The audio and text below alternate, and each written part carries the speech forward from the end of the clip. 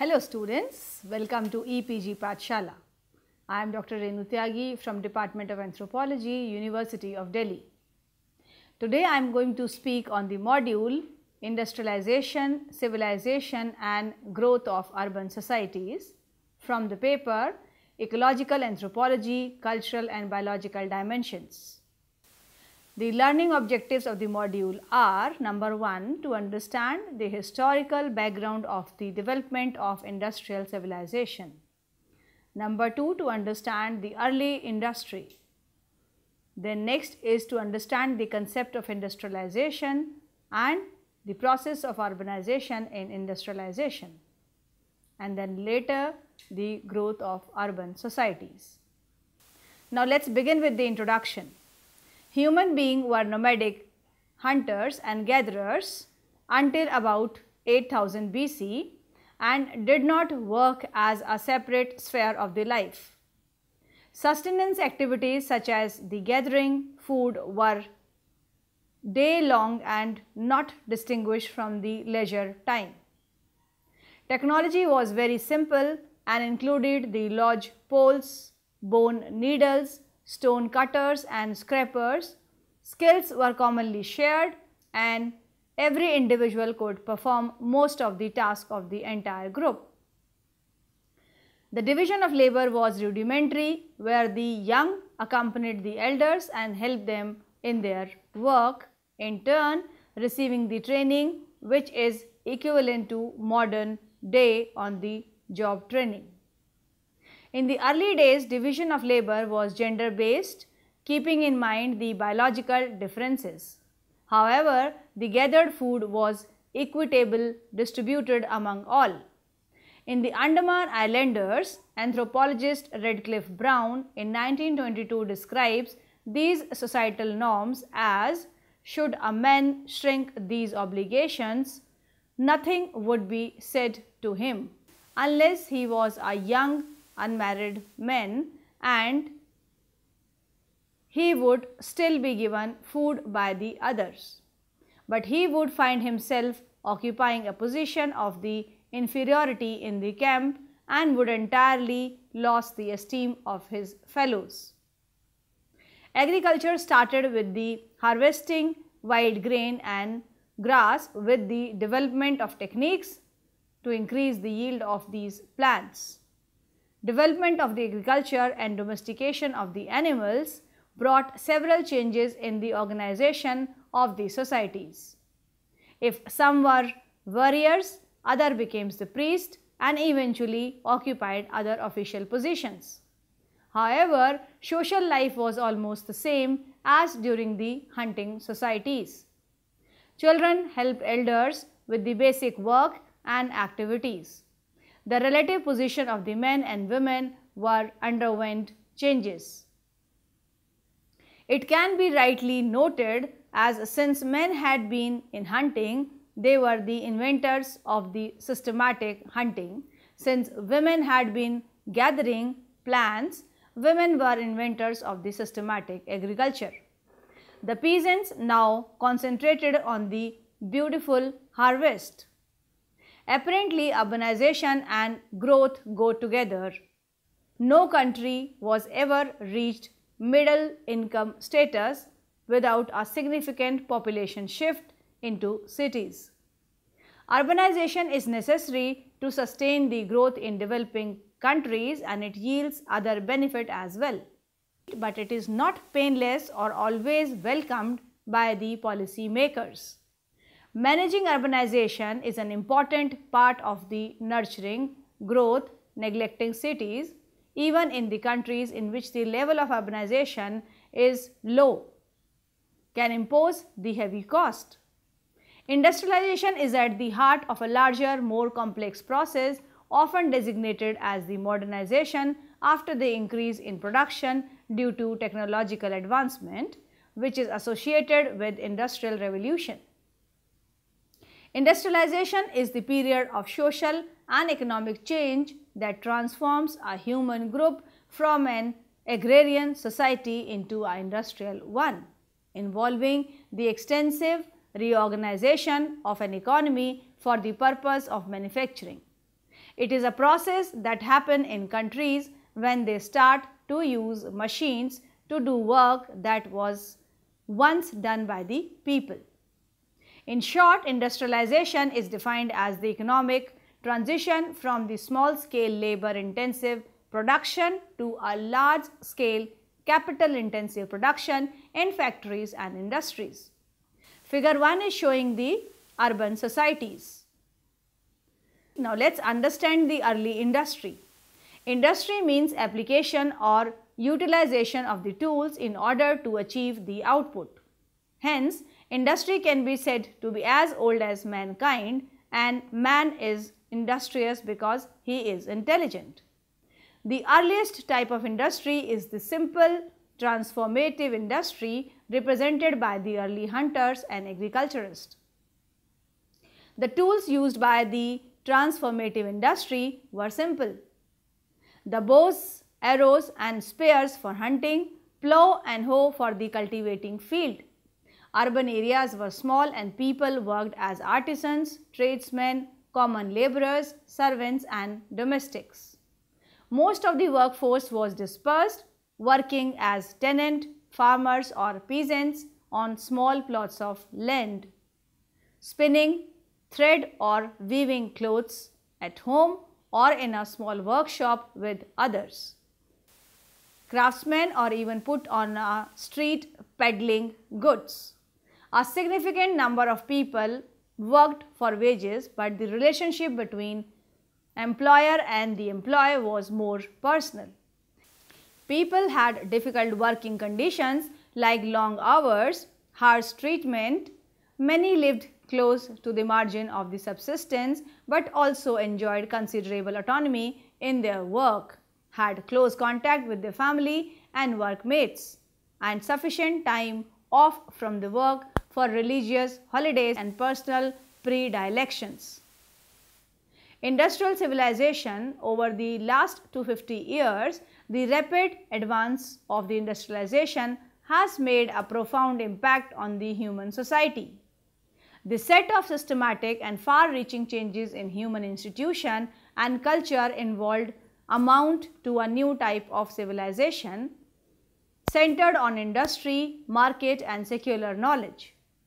Industrial civilization is also highly significant as the first truly global civilization, integrating all parts of the globe into a single unit for the first time. These profound transformations in social life have, however, brought with them both major opportunities for advances in human welfare linked with the unprecedented economic dynamism of the Industrial Revolution, but also may offer profound challenges and problems. These include ways of ensuring that the benefit of the economic dynamism are combined with the principles of social security and equity in the pursuit of social justice and minimize risk for all people and classes involved in industrial civilization.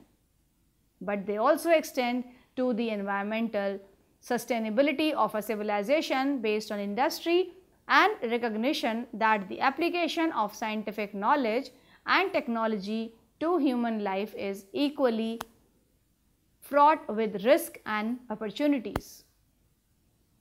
To qualify as a civilization, it is necessary for a particular mode of social organization to meet a number of criteria.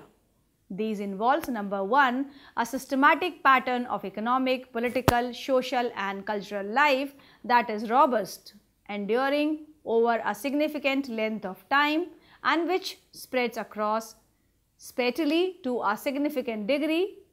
Number 2, a pattern of this kind that is distinct to the key respect from the other patterns. Industrial civilization, in contrast with the previous civilization, is distinct not simply for the leading role of the industry in its makeup, nor for its sustained economic dynamism. Its distinctiveness is more broadly connected with a change in the relationship of economic activity to the priorities of human life in general and to the transformation of the human capacities to exploit nature for human advantage. All previous civilization required some kind of successful economic foundation, whether through agrarian activities, trade or imperial domination of others. Nonetheless, their distinctiveness centered more on bounded patterns of political, cultural and religious activity based on the state and or communities of religious authority than on the economic activity alone. Major innovations such as the development of agriculture, cities, writings, political self-government and codified law were significant in some cases, while the achievement of the social cohesion through the ritual practices predominated elsewhere. Compared with all this, industrial civilization is noteworthy both for the striking intensity of the social change and for the innovation that transformed the relation between economy and society, economy and nature. The economy became far more sharply differentiated from the remainder of society as market exchange and private property rights in capital were progressively freed from the political and customary regulations.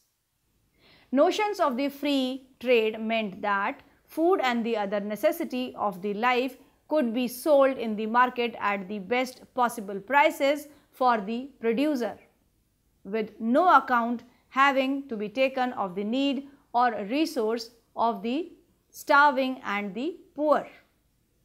The private property rights of the holders of the capital required that no other criteria enter into the choice and location of the investment other than expectations of profit. No individual from this perspective had a right to be employed if it did not pay any producer to provide work. In place of the traditional notions of a just price for food or customary form of community support for the need, the new civilization asserted economic priorities above social responsibilities. Rational pursuit of the economic self-interest and the harnessing of the societies to industrial technology would, it was assumed, provide a new secularized basis for the advancement of human welfare. Simultaneously, nature was seen as a resource to be exploited for human benefit, with the little concern for natural resource depletion or for the longer term sustainability of the industrial energy requirement and technologies. This is not to say that a number of previous civilizations had not exploited nature. Problems such as the soil erosion arising from the deforestation were, for example, known as the classical Mediterranean civilization.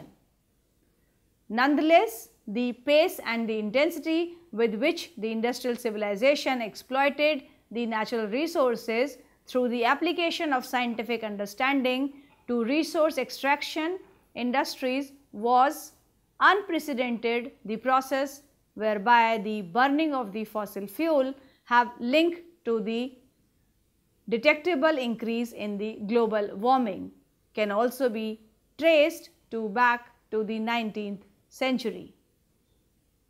Advancement of the industrial civilization. Figure 2 depicts the evolution of technologies. Industrialization in India. India has a rich culture heritage over the centuries. Its immense wealth attracted several foreigners to invade and thereafter settle down here. Today, the country has a number of cities but continues to be a predominantly agricultural nation with a large population in the villages. The Indian agricultural communities are not unlike the peasant agricultural communities one finds anywhere else in the world.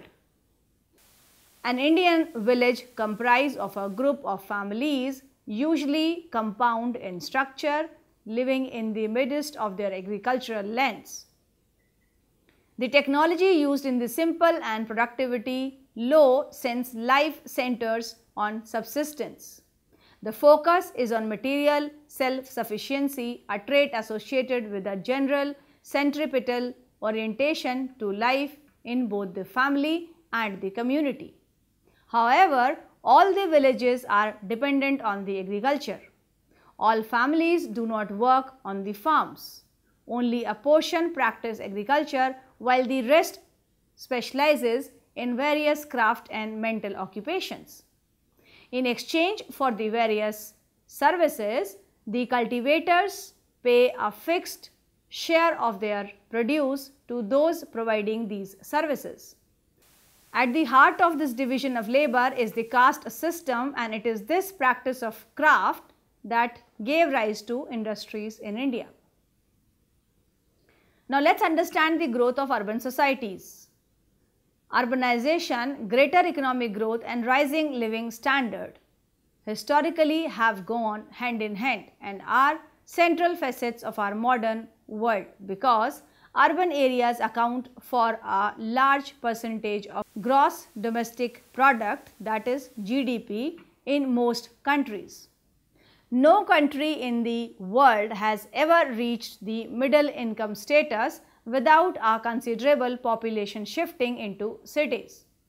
Over the past 200 years, while the world population expanded considerably, people everywhere in the world have shifted from almost exclusively living in rural areas to living in cities. At the same time, there has been a transformation in the structure of global economy from the majority of people working in the agricultural sector to mainly working in urban manufacturing and services based factors. In most countries, urbanization is a natural consequence and stimulus of economic development based on industrialization. Figure 3 displays the growth of urban societies. We know what we mean when we say I live in a city or I am moving to a city, because we have certain images of the cities in our mind. Its bright light at the night, the busy shopping centers, the tall buildings, or even the traffic jams. But how do we define place as urban, and how do we distinguish a city from a town or a village? To begin with, the definition for what constitutes an urban area varies considerably in different parts of the world. The major institution that documents both population and urban growth is the United Nations. In preparing the estimates of the urban population, the United Nations relies on the data produced by a national statistical office in all countries in the world. However, each country uses different criteria in order to distinguish urban from the rural areas, and thus a standardized definition does not exist despite international efforts. The majority of countries define urban areas applying certain requirements regarding the density of the settlement, population size, or the share of a population employed in agriculture. However, there is agreement that many people are concentrated in a small space rather than being spread out over a large territory.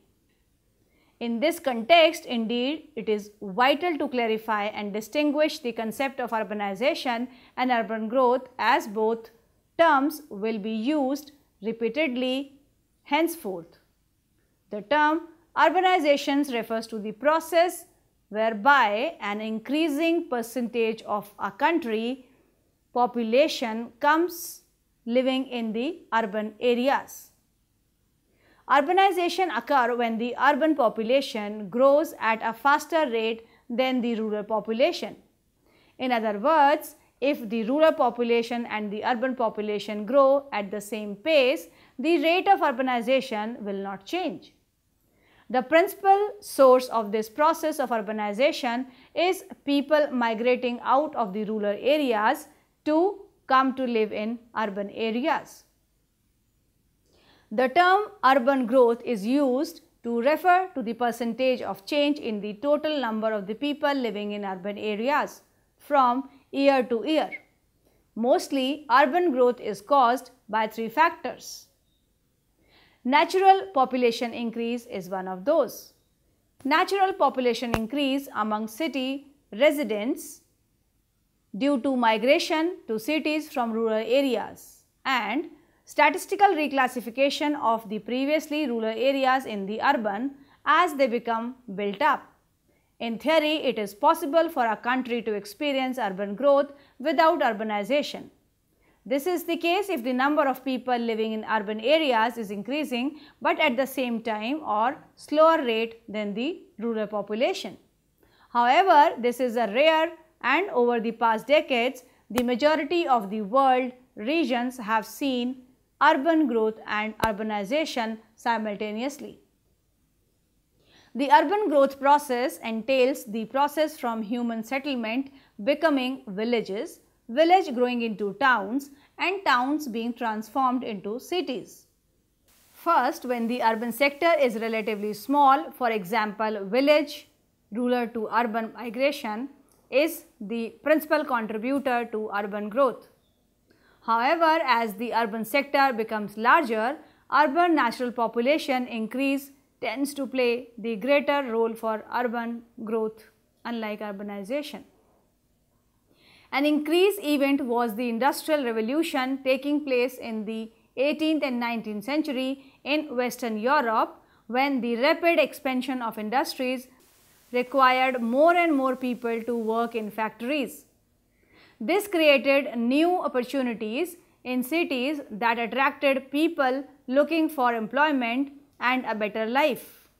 At the same time, major changes in the agricultural technologies increased agricultural production, which allowed feeding an overgrowing urban population. Now, let's summarize the module. The efforts have been made to define the industrialization and growth of the urban societies and how it progressed. The society never remains static. Throughout the history, man has endeavored to control the nature. In its endeavor, man has undergone many shifts in methods of production. The human in ancient times were primarily hunter and gatherers. This was an egalitarian society. The chief characteristics of the hunting and gathering society was that never had surplus food. During the industrialization of a country, people leave farming and work to take higher paid jobs in factories or in towns. Industrialization is a part of process where people adapt easier and cheaper ways to make the things. By using the better technology, it becomes possible to produce more goods in a shorter amount of time. A single person can add to the production. Therefore, economic opportunities are just one reason people move to the societies in the cities. Cities have existed since ancient times. Until recently, they represented only a relatively small population or proportion of the population. The massive growth of the societies in urban and metropolitan areas and the shift of a significant proportion of population to urban areas has been a characteristic feature of the past 6 decades or so. The urban growth process entails the process from human settlement becoming villages, village growing into towns and towns being transformed into the cities. Urbanization was an offshoot of the Industrial Revolution, which created a demand for a large number of workers at centralized location. The growth of the cities depends not only on the birth and the death rate and migration, but also on the political, religious, historical and economic factors. Thank you.